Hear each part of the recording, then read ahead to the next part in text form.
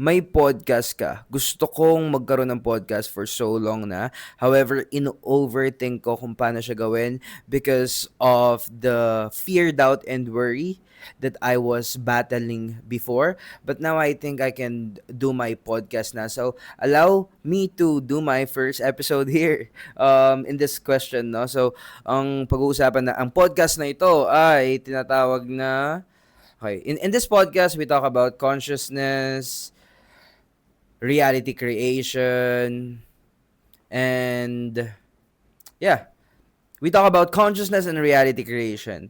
And for today's topic, we will be talking about self-justification, ang tunay na impyerno. Ang dami kong mga nakasamat, nakahalibilong mga estudyante ko na tinatawag nila yung mga sarili nilang depressed. Just to give you a background, I facilitate retreats and I'm the founder of Talyaro Healing Center. You can see that in my bio. Anyway, ang nangyayari sa maraming tao is gina-justify nila yung negative states of emotions nila. So for example, na-betray itong taong to. They want to justify the state of being betrayed because they want to feel heard from other people, not knowing that the state of being heard is something that they can claim right away, instantly, in the realm of imagination. So, most people who were betrayed wants to stay in the state of being betrayed, and it will be uncomfortable for them to get into a state of being loved and taken care of.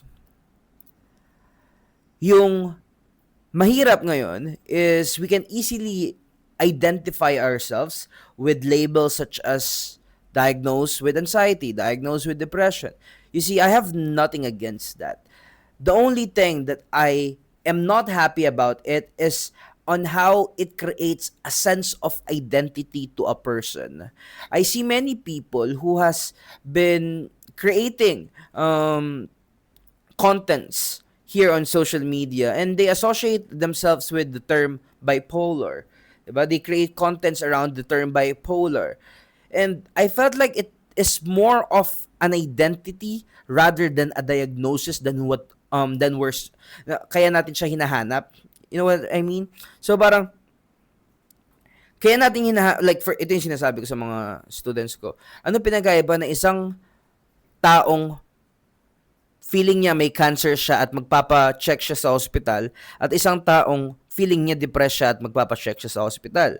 Ang pinagkaiba nila is yung taong magpapa-check ng yung taong may sa tingin niya may cancer siya, hino-hope niya na sana wala siya.